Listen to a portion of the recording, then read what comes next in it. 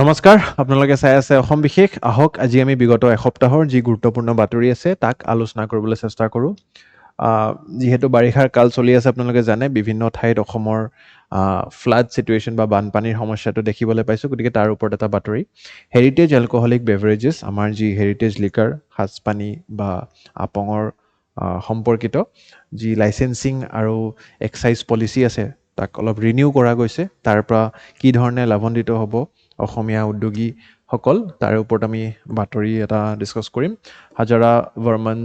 Rock ইনস্ক্ৰিপশ্যনৰ ওপৰত এটা বাতৰি আছিলে আৰু অৰূপ কুমাৰ দত্ত যিহেতু যোৱা বছৰ আপোনালোকে এই বুক ৰিলিজৰ ওপৰত বহুতো প্ৰশ্ন দেখা পাইছিলে গতিকে তেখেতৰ নতুনকৈ দুখন বুক ৰিলিজ হৈছে এই যোৱা সপ্তাহত তাৰ ওপৰত আমি খুব ধুনীয়াকৈ ডিছকাছ কৰিবলৈ ওলাইছোঁ আমি আজি ফাৰ্ষ্ট ছেকেণ্ড নিউজটো এবাৰ ডিছকাছ কৰি লওঁ তাৰপিছত আমি বাকীকেইটা বাতৰি ডিছকাছ কৰিম first license fees slash to boost heritage liquor পোনপ্ৰথমে আপোনালোকে নিউজটো চাওক যে Assam government has amended the Assam excise rules to promote heritage alcoholic beverages by significantly reducing the license fees for manufacturers, wholesalers, retailers and microbreweries. So basically এই পলিচিটো কি হয় heritage liquor কি হয় মই সকলোখিনি বুজাম কিন্তু আৰম্ভণিত আপোনালোকে বুজিবলৈ চেষ্টা কৰক যে ইয়াৰ পৰা লাভান্বিত কোন কোন ষ্টেক হোল্ডাৰ আছে মেনুফেকচাৰাৰ্ছ যোনে এই হেৰিটেজ লিকাৰ বনায় হোলচেলাৰ্ছ যোনে হোলচেল ৰেটত এই হেৰিটেজ লিকাৰ বিক্ৰী কৰে ৰিটেইলাৰ্ছ হেৰিটেজ লিকাৰ হোলচেলাৰসকলে কাক বিক্ৰী কৰে ৰিটেইলাৰ্ছসকলক আৰু মাইক্ৰ' ব্ৰিৱাৰীজ মানে যিসকলে মাইক্ৰ' লেভেলত এই ব্ৰিৱাৰিং কৰে বা উৎপাদন কৰে বেচিকেলি চ' এই পলিচিটো যিটো নতুন এক্সাইজ আছাম এক্সাইজ ৰুলছক এমেণ্ড কৰিছে তাৰ পৰা এই 4 কেটেগৰী লোকৰ লাভ হ'ব বা লাভান্বিত হ'ব ৰাইট চ' ইয়াতে মেইনলি কি কৰিছে মই ফিজখিনি বুজোৱাৰ আগত আপোনালোক হেৰিটেজ লিকাৰ কি হয় বুজাব লাগিব কিন্তু এবাৰ জাষ্ট চাই লওক বেচিকেলি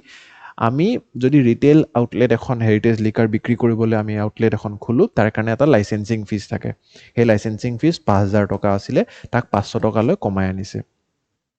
মেনুফেকচাৰিং লাইচেন্স লাগে কোনোবাই যদি উৎপাদন কৰিব খুজিছে সাজপানী বা কোনোবাই যদি উৎপাদন কৰিছে আপং তেনেহ'লে আপোনালোকক 25,000 টকাকৈ আৰ্লিয়াৰ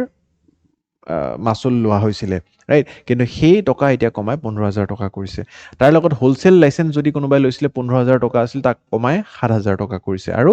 মাইক্ৰ' ব্ৰিৱাৰী লাইচেন্স কোনোবাই যদি উৎপাদন মাইক্ৰ' লেভেল কৰিব খুজিছে 10,000 টকা আছিলে তাক কমাই 5,000 টকা কৰিছে চ' বেচিকেলি এটা খুবেই মানে ধুনীয়া পদক্ষেপ বুলি ক'ম যে যিসকলে আমাৰ হেৰিটেজ লিকাৰ আমাৰ অসমীয়া যিটো ট্ৰেডিশ্যনেল লিকাৰ সেই ট্ৰেডিশ্যনেল লিকাৰ যদি উৎপাদন বা বিক্ৰী কৰিব খুজিছে তেওঁলোকৰ কাৰণে এটা খুবেই ভাল পদক্ষেপ বুলি মই ইয়াক ক'ম অবজেক্টিভ কি হয় promote indigenous heritage beverages entrepreneurship rural livelihood market access পাব আৰু ট্ৰেডিশ্যনেল যিটো আমাৰ প্ৰেক্টিচ যে আপোনালোকে জানে মেক্সিমাম চাউলৰ পৰা বনায় ভাতৰ পৰা বনায় গতিকে সেই বস্তুটোৰ এটা উল্লেখযোগ্য পদক্ষেপ বুলি আমি ইয়াক গ্ৰহণ কৰিছোঁ গতিকে হেৰিটেজ বেভাৰেজ কি আছে অসমৰ ফাৰ্ষ্ট অফ অল সাজ traditional rice based alcoholic beverage of Assam generally Ahom বা তিৱা কমিউনিটি এই বেভাৰেজ জড়িত হয় বুলি আমি জনাজাত গতিকে ৰিব্ৰেণ্ডিং কৰিব ইয়াতে অকল আপোনালোকে চাওক এই লাইচেন্সিং ফিজটো কমালে মাচুল কমালে তাৰ লগত আৰু কিছুমান বস্তু আছে যেনেকৈ তাক আকৌ ব্ৰেণ্ডিং কেনেকৈ কৰে যেনেকৈ এইটো এটা সাজৰ বটল কিন্তু এই বস্তুটোক আকৌ আমি ভালদৰে যদি ব্ৰেণ্ডিং কৰোঁ ভাল এট্ৰেক্টিভ বটলছ বা মাৰ্কেটিং কৰোঁ তাক কি ধৰণে কৰিব পাৰে ইম্প্ৰুভ ফৰ্মুলাইজেশ্যন এণ্ড স্মলাৰ বটল চাইজেছ এতিয়া বহুতে ইমান ডাঙৰ বটল এটা কিনিবলৈ নিবিচাৰিব কিন্তু এইটো বস্তুকে আমি যদি সৰু সৰু এনেকুৱা বটল বিক্ৰী কৰোঁ তেনেহ'লে কি জানি তাক আৰু আমি অলপ মাৰ্কেট এক্সেছ বৃদ্ধি কৰিব পাৰিম তেনেকৈ লুক লাও বুলি আছে traditional rice based heritage alcohol ঠিক আছে আমাৰ এইটো ট্ৰেডিশ্যনেল CM ছাৰো ইনফেক্ট শ্ৰী দীপজ্যোতি দুৱাৰী যোনে basically owner of Divine Grace Enterprise Sivasagar and appreciated his efforts to revive the Assam's cultural heritage through Luk Lao গতিকে এই লুক লাও যিটো বেভাৰেজ চৰকাৰে তাক স্বীকৃতি দিছে আমাক আমাৰ হেৰিটেজ বেভাৰেজ বুলি আৰু তাকো আমি এই ধৰণে মাচুল ডিক্ৰিজ কৰা হৈছে তাৰ লগত আপোনালোকে যি আমাৰ আপং মিচিং কমিউনিটিৰ খুবেই এটা মানে ট্ৰেডিশ্যনেল ৱে এই ধৰণে চাওক আপং বনাই আছে আপোনালোকে জানে চ' ৰাইচ বেছ ছলিড ষ্টেট ফাৰ্মেণ্টেশ্যন কৰে ৰাইচটোক ফাৰ্মেণ্ট কৰি কিনে আপোনালোকৰ সেই লিকাৰটো বনোৱা হয় ট্ৰেডিশ্যনেল ষ্টাৰ্টাৰ টাইপ ব্যৱহাৰ কৰা হৈছিলে আমাৰ ভাত খোৱাৰ আগত বা any kind of meals and additional botanical নলেজো ইয়াতে দিয়া হ'ব গতিকে it's a very very beautiful policy যাৰ সহায়ত আমি এই ছেল্ফ হেল্প গ্ৰুপছ যিবিলাক সৰু সৰু লেভেলত আপোনালোকে জানে ব্ৰিউইং কৰি থাকে আমাৰ গাঁৱে ভৈয়ামে সেই ইণ্ডাষ্ট্ৰিটো অলপমান ইয়াতে সাহস পাব কাৰণ কি যি লাইচেঞ্চিং বা যিবিলাক ৰিটেইল আউটলেট ছেট আপ কৰাৰ কাৰণে বা এই ব্ৰিউইং কৰাৰ কাৰণে যিবিলাক আগতে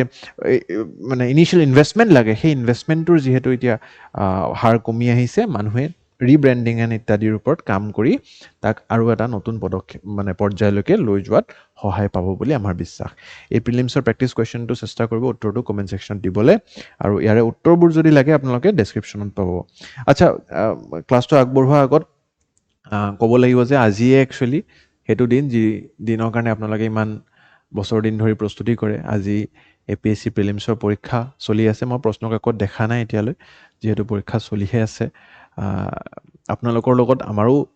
এটাই আশা থাকে যে যি পঢ়াইছোঁ তাৰ ওপৰত যদি প্ৰশ্ন আহে ভাল লাগিব যে ষ্টুডেণ্টখিনিয়ে পাৰিব গতিকে আপোনালোকে প্ৰশ্ন কাকত যদি চালে ইতিমধ্যে মোক জনাব কমেণ্ট ছেকশ্যনত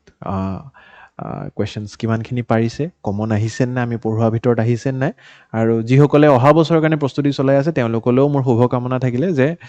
এই ধৰণে ৰেগুলাৰলি যদি আপোনালোকে ক্লাছবোৰ কৰি যাই থাকে বা কুৱেশ্যন প্ৰেক্টিছবোৰ কৰি যাই আছে বহুতে মই গম পাওঁ যে ক্লাছটো চাই যাই থাকে কিন্তু কুৱেশ্যনটো যেতিয়া দিওঁ পজ কৰি কমেণ্টত উত্তৰটো নিদিয়ে তো তেনেকুৱা কামবোৰ কৰিলে একচুৱেলি নিজৰ লগতে আমি চিটিং কৰি আছোঁ চ' আপোনালোকে চেষ্টা কৰিব যিমান পাৰে বি এ গুড ষ্টুডেণ্ট ডিলিজেণ্টলি যিখিনি কোৱা হয় আপোনালোকে কৰি যাই থাকক এতিয়া মেইনছ আহিব মেইনছৰ কাৰণে এনচাৰ ৰাইটিঙৰো প্ৰস্তুতি কৰাব লাগিব গতিকে তেনেকুৱা ধৰণে আপোনালোকে চাইকেলটো কমপ্লিট কৰিলে মোৰ সকলোলে শুভকামনাও থাকিলে আৰু যিসকলে পৰীক্ষা লিখিছে মই আশাবাদী যে পৰীক্ষা আপোনালোকৰ ভাল হ'ব বা উত্তৰবোৰ কমন পৰিছে আহক এতিয়া নেক্সট এটা বাতৰি আমি চাবলৈ চেষ্টা কৰোঁ Sonitpur administration to preserve historic Tezpur rock ইনস্ক্ৰিপশ্যনকে আমি আকৌ briefly যদি মই নিউজটো কওঁ Tezpur district administration has initiated measures to preserve the Hajara Barman rock inscription যাক আমি তেজপুৰ ৰক ইনস্ক্ৰিপশ্যন বা important archaeological monument located in the Brahmaputra river near Tezpur আৰু এই হাজাৰা বৰ্মন ৰক ইনস্ক্ৰিপশ্যনটোকে আমি তেজপুৰ ৰক ইনস্ক্ৰিপশ্যন বুলিও বিভিন্ন জেগাত পঢ়িবলৈ পাওঁ the preservation will commence after the monsoon through আ জইণ্ট এফৰ্ট গতিকে এই ধৰণে যিটো আমাৰ এটা ৰক ইনস্ক্ৰিপশ্যন আছে ৰক ইনস্ক্ৰিপশ্যন মানে আপোনালোকে গম পাইছে পাথৰৰ ওপৰত কিছুমান আপোনালোকৰ লিখি থোৱা বস্তু আছে it dates belong to the time of king Hajara Barman of the Mlechchha dynasty Salastambha dynasty যাক আমি জানো গতিকে popularly known as the rock inscription of Tezpur and ইয়াৰ একচুৱেলি যিটো ডেটিং কৰা হৈছিলে গুপ্তা এৰাৰ 829 AD মানৰ চিৰ্কা মানে আমি একজেক্ট ক'ব নোৱাৰোঁ সেই সময়ৰ কথাবোৰ so' it is a very old inscription আৰু serves as a crucial epigraphic source for reconstruction of history of ancient Assam আমাৰ পুৰণি বা যি অসম আছিলে এনচিয়েণ্ট আছাম আছিলে তাতে বৰ্মন ডাইনেষ্টি চলাস্তম্ভ ডাইনেষ্টি পালা ডাইনেষ্টি এইবোৰৰ সম্পৰ্কিত যিবিলাক ৰেকৰ্ডছ আমি এই ইনস্ক্ৰিপশ্যনখনৰ পৰা লাভ কৰিব পাৰোঁ কনষ্ট্ৰাক্টৰ ইয়াতে কি কৰিব এতিয়া ডিষ্ট্ৰিক্ট এডমিনিষ্ট্ৰেশ্যনে concrete guide bound to protect the rock inscription from erosion এতিয়া আপোনালোকে দেখা পাইছে কি ধৰণে ইয়াতে ইৰোজন হ'ব পাৰে গতিকে আমি এটা বান্ধ এটা বনাব লাগিব যাতে পানীয়ে তাক উটাই লৈ যাব নোৱাৰে build a bridge across access পাথৱে এখন দলং আমি বনাব লাগিব যাতে ৰিচাৰ্চাৰ্ছ এণ্ড টুৰিষ্টসকলে সহজে তালৈকে যাব পাৰে আৰু protect the inscription from river erosion and flooding and constitute a monitoring and supervision committee comprising archaeologists and local experts গতিকে এই ধৰণে আমি এই গোটেইখিনি ৰেকৰ্ড আৰু সুৰক্ষিত কৰি ৰাখিব বিচাৰিছোঁ আমাৰ যি এনচিয়েণ্ট আছাম ডাইনেষ্টিজ আছে আপোনালোকে জানে খুব উল্লেখযোগ্য কেইটাৰ ভিতৰত বা আপোনালোকে ষ্টেটিক ক্লাছত ইয়াৰকে খুব ডেফটত পৰিছে মই এই ডেফটত আৰু যাব বিচৰা নাই এটা প্ৰিলিমছৰ প্ৰেক্টিছ কুৱেশ্যন চেষ্টা কৰিব উত্তৰটো কমেণ্ট ছেকশ্যন দিবলৈ নেক্সট অৰূপ কুমাৰ দত্তৰ দুখন কিতাপ ৰিলিজ হৈছে প্ৰিলিমছৰ কাৰণে খুব ইম্পৰ্টেণ্ট ফেক্ট হয় eminent Assamese English author Arup Kumar Dutta release 2 new books in Guwahati ঠিক আছে leaves no' longer green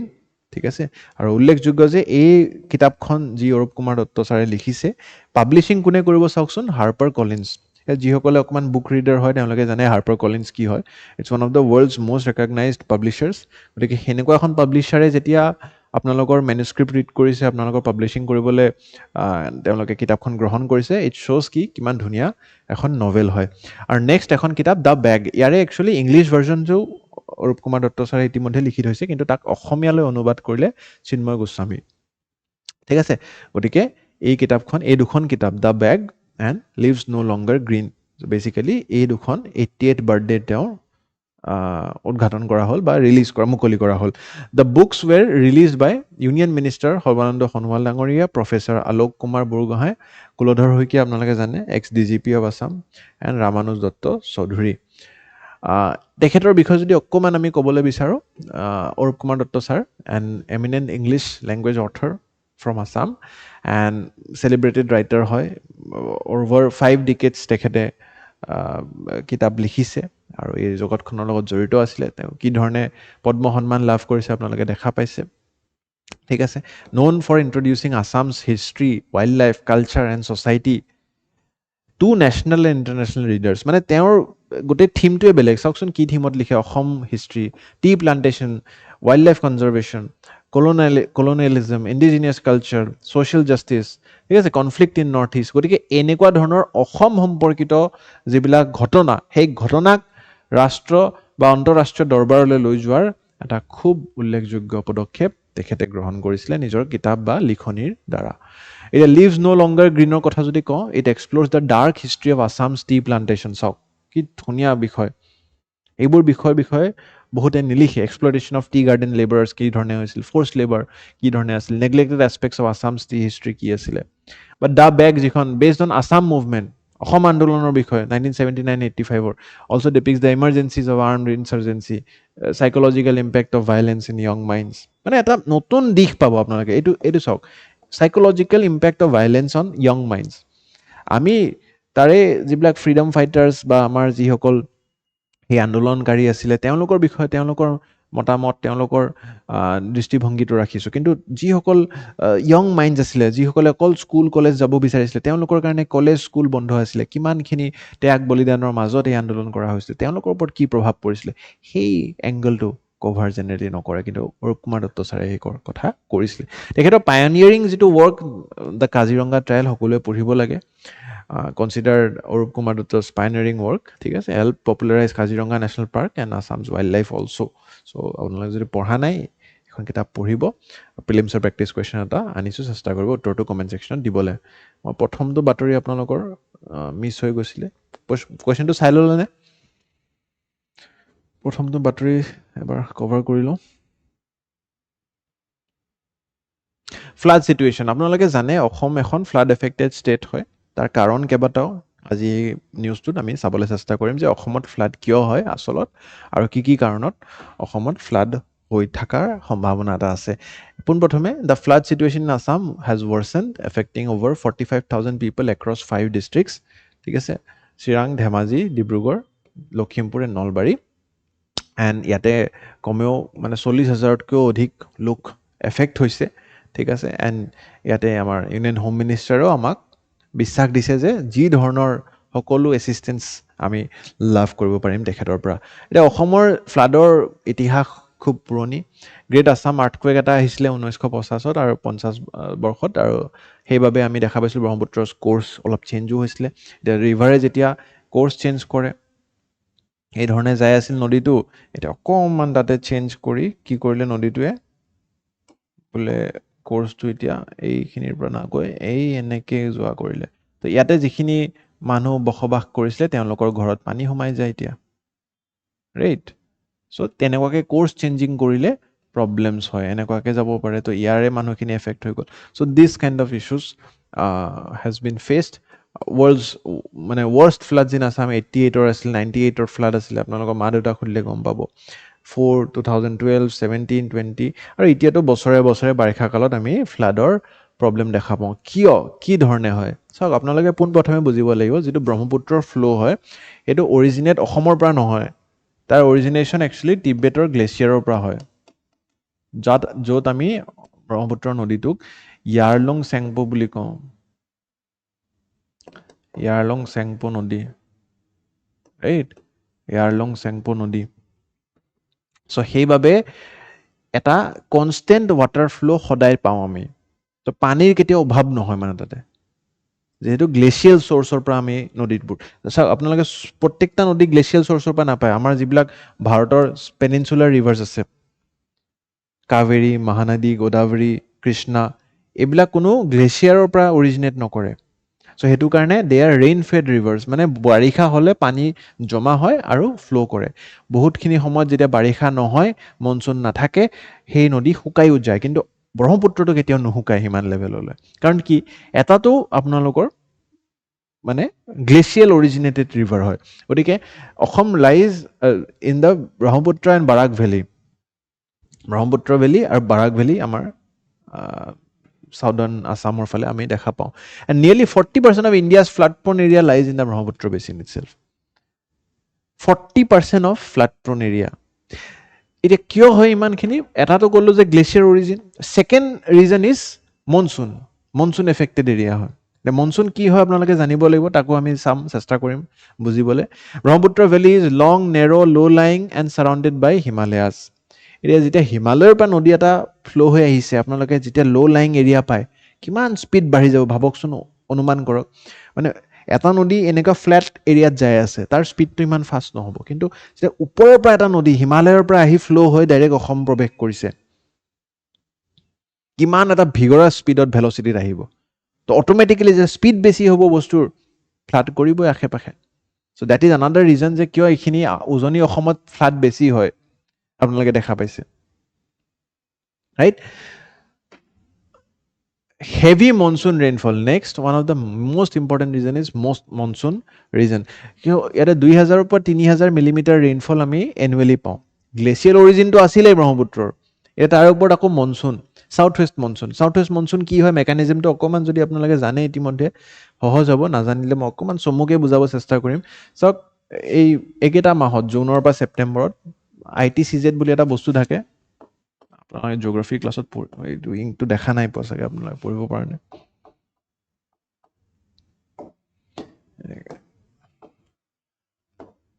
ITCZ ঠিক আছে ইণ্টাৰ ট্ৰপিকেল কনভাৰ্জেঞ্চ জ'ন বুলি কয় ইয়াক ইণ্টাৰ ট্ৰপিকেল কনভাৰ্জেঞ্চ জ'ন এইটো একচুৱেলি টিবেটিয়ান প্লেটৰ ফালে শ্বিফ্ট হয় নৰ্থৰ ফালে শ্বিফ্ট হয় অকণমান আৰু সেইবাবে ITCZ য'ত থাকে মানে বেচিকেলি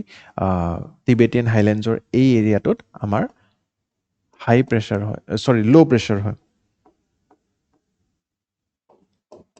কিয় হয় বিকজ চাওক ITCZ বেচিকেলি য'ত থাকে তাতে হিট ৰেজ বেছিকৈ পৰে ছান ৰেজ বেছিকৈ পৰে চ' বতাহটো গৰম হৈ যায় গৰম বতাহ হ'লে কি হ'ব excuse me so' hot air will always ৰাইজ আপ চ' হট এয়াৰ যেতিয়া ৰাইজ আপ হৈ যাব লেণ্ড এৰিয়াটোত চাওক এইখিনি এৰিয়া ধৰক ITCZ চ' ITCZ যদি ইয়াত থাকে তো অট'মেটিকেলি ইয়াতে ছানৰাইজ বেছিকৈ পৰিব ছানৰাইজ বেছিকৈ পৰিলে সেই বতাহখিনি গৰম হৈ যাব গৰম হৈ বতাহখিনি ওপৰলৈ গুচি যাব এই এৰিয়াটোত কি হ'ব খালী হৈ যাব একো নাথাকিব চ' ল' প্ৰেছাৰ ইয়াতে ল' প্ৰেছাৰ এৰিয়া এটা ডেভেলপ হয় আৰু ঠিক অপজিটত ইয়াতে হাই প্ৰেছাৰ এৰিয়া ডেভেলপ হয় ৰাইট চ' এই হাই প্ৰেছাৰটোৱে কি কৰে অট'মেটিকেলি আপোনালোকে প্ৰেছাৰ ছিষ্টেমৰ যিটো নিয়ম জানে ছায়েন্সত পঢ়িছে air always flows from high pressure to low' pressure so' এই হাই প্ৰেছাৰ এৰিয়াৰ পৰা এই ল' প্ৰেছাৰ এৰিয়াত বতাহটো বলিব আৰম্ভ কৰে কিন্তু যেতিয়া বে অফ বেংগল আৰু এৰেবিয়ান চি হৈ এই বতাহবোৰ বলে অলপ মইশ্চাৰ কণ্টেণ্ট লৈ যায় পানী ইয়াতে গেইন কৰে যিহেতু সাগৰৰ ওপৰতে গৈ আছে এই বতাহবোৰ এইফালে তো পানী লগত লৈ যায় আৰু এই পানীবোৰ যেতিয়া প্লেইন এৰিয়া পায় ই ঠাণ্ডা হৈ অকণমান ক্লাউড ফৰ্মেশ্যন কৰে আৰু তাৰে পৰাই ভীষণভাৱে নৰ্থ ইষ্টত বৰষুণ হয় অকল নৰ্থ ইষ্ট বুলি নহয় গোটেই নৰ্থ ইণ্ডিয়াত কাৰণ কি ইফালে চাওক হিমালয়খন আছে চ' এই হিমালয় পাৰ হৈ ইয়ালৈকে যাবই নোৱাৰে চ' ইয়াৰ পৰা বেণ্ডিং হৈ যায় অকণমান ৰেঞ্জবিলাক আৰু এই UP বিহাৰ সকলোখিনি এৰিয়াত বাৰিষাৰ কাল আহে বা মনচুন বৰষুণ হয় গতিকে এই মনচুনৰ সময়ত আকৌ ব্ৰহ্মপুত্ৰ বা বাৰাকত আৰু পানী জমা হয় তো গ্লেচিয়েলটোতো আছিলেই পানী জমা আৰু মনচুনৰ দ্বাৰা হয় তাৰপিছত হিমালয়ান কেটচমেণ্ট এৰিয়া আছে তো এইটোতো মই বুজালোৱে যে পানী কেতিয়াও অভাৱ নহয় ষ্টিপ টু জেণ্টেল গ্ৰেডিয়েণ্ট আপোনালোকে জানে যে গ্ৰেডিয়েণ্টটো পাহাৰৰ পৰা আহে যিহেতু হাই ভেলচিটিত ফ্ল' কৰে ফ্লাড কৰে হাই ছেডিমেণ্টেশ্যন লোড যিহেতু এতিয়া Brahmaputra carries one of the highest sediment loads in the world so' automatically তাৰেও এটা প্ৰভাৱ আমাৰ অসমত পৰে braided river system braided river মানে নদী এটা ধৰক এনেকৈ ফ্ল' কৰি আছে আৰু আনটো নদী বোলে এনেকৈ ফ্ল' কৰে কিন্তু তাৰে লগত এনেকৈ ব্ৰেডিং কৰি থাকে বিভিন্ন নদী আৰু চাইডে চাইডে ফ্ল' হৈ যায় ৰাইট চ' ব্ৰহ্মপুত্ৰৰ ব্ৰেডিংটো আপোনালোকে দেখা পাইছে চাগে এই ধৰণে চাওকচোন ইয়াতে নহয় ৰ'ব আপোনালোকক বেলেগ এটা ডায়েগ্ৰাম দেখাম এইটো চাওক কিমান সৰু সৰু ব্ৰেডিং ছিষ্টেম দেখিছেনে এনেকৈ এটা জেগাতে ফ্ল' হৈ নাথাকে কিমান ব্ৰেডছ মানে আৰু বেলেগ বেলেগ ধৰণে আহি আছে গতিকে এইটো এটা এফেক্ট ৰিভাৰ বেংক ইৰোজন হয় ৰিভাৰ বেংকবিলাক আমাৰ চাওক ইয়াতে গছ নাই আমাৰ ৰিভাৰ বেংকবিলাকত গছ থাকিলে কি হ'ব শিপাবিলাক মাটিৰ তললৈ সোমাই গৈ মাটিটো ধৰি ৰাখিলে হয় তেতিয়া মাটিটোক ধৰি ৰাখিলে ইৰোজন নহ'ল হয় কিন্তু ইয়াতে পানী আহি খুন্দালেই ইৰোজন হৈ যায় মাজুলীখনতো সেনেকৈ আধা নাইকিয়া হৈ থাকিলে গতিকে এইটো এটা প্ৰব্লেম আমি দেখা পাইছোঁ ফ্লেছ ফ্লাড হয় ক্লাউড বাৰ্ষ্ট হয় হিউমেন ইনডিউচ ফেক্টৰ্ছ আছে যেনেকৈ ডিফৰেষ্টেশ্যন যিটো মই বুজালোঁ বা আমাৰ ড্ৰেইনেজ ছিষ্টেম ভাল নহয় তো ফ্লাডিং অট'মেটিকেলি তাতে আকৌ বেছিকৈ হৈ যায় ড্ৰেইনত যদি জেগাই নাই অলপ বৰষুণ দিলে আকৌ আমাৰ চহৰবোৰত সেইটো কাৰণে অনিল নগৰ নবীন নগৰ ৰাজগড় ঠিক আছে ডুবি যায় পানীৰ প্ৰভাৱত গতিকে এইবিলাক প্ৰব্লেমৰ কাৰণে আমাৰ অসমখন অকণমান সমস্যাত ভুক্তভোগী হয় এই দিচাং আই মানস এই নদীবোৰৰ গোটেই কিন্তু আপোনালোকৰ চাওক ৰিভাৰ ছিষ্টেমটো মই আজি ইয়াত নপঢ়াওঁ ক্লাছটো দীঘলীয়া হৈ যাব কিন্তু you should know' every river তিষ্টাৰ পৰা আপোনালোকে দিবাঙলৈকে সকলো নদী জানিব লাগিব কি ধৰণে ক'ত কি আছে ট্ৰিবিউটৰী ছাব ট্ৰিবিউটৰী ঠিক আছে you should be very very particular ঠিক আছে দিচাং নদীটো ক'ত আছে এতিয়া দিচাং নদীটো এইখন মেপত নাপাব সেইটো কাৰণে মই আৰু এখন মেপ লৈ আহিছোঁ তলত ঠিক আছে জুম কৰি চাব যদি ক্লাছত ইয়াতে ক্লিয়াৰ হোৱা নাই PDF-খনতো পাব আৰু ইয়াতে যথেষ্টখিনি ৰিলিফ ৰেস্কিউ মেজাৰ্ছ আছে ৰাইচ ডাল চল্ট মাষ্টাৰ্ড অইল এইবিলাক সাহায্য প্ৰদান কৰিছে national disaster relief force state disaster relief force সশস্ত্ৰ সীমা বল আমাৰ যিবিলাক ফ'ৰ্চেছ আছে সেই ফ'ৰ্চেছসকলেও যথেষ্টখিনি সহায় সাহায্য প্ৰদান কৰিছে আৰু সেই সহায়ত আমাৰ যিসকল ভুক্তভোগী তেওঁলোকক অকণমান ৰেহাই পাইছে বুলি আমাৰ বিশ্বাস গতিকে এইকেইটাই বাতৰি আছিলে আৰু এটা প্ৰিলিমছৰ প্ৰেক্টিছ কুৱেশ্যন আনিছিলোঁ চেষ্টা কৰিব উত্তৰটো কমেণ্ট ছেকশ্যন দিবলৈ বাকী আজিৰ ক্লাছটোত ইমানেই আছিলে আৰু মই আশাবাদী যে আপোনালোকে পৰীক্ষাও ভাল কৰিছে ক্লাছৰ পৰা লাভান্বিত হৈছে যদি জনাব আৰু অহাবাৰলৈ যিসকলে পঢ়ি আছে তেওঁলোকলৈও মোৰ শুভকামনা থাকিলে যে এই ধৰণে পঢ়ি গ'লে নিশ্চিত ৰূপে আপোনালোকৰ পৰীক্ষা ভাল হ'ব ধন্যবাদ আৰু অল দ্য ভেৰি বেষ্ট